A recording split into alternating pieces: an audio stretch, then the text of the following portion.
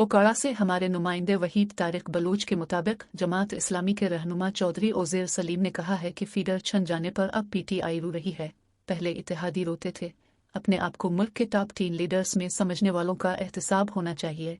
गुज़िश्ता 40 बरसों से कौम पर मुसल्लत हुक्मरानों ने मुल्क को माशी, समाजी और सियासी तौर पर तबाह कर दिया। अदम एतमाद के नाम पर आज से नहीं महीनों से तमाशा जारी है।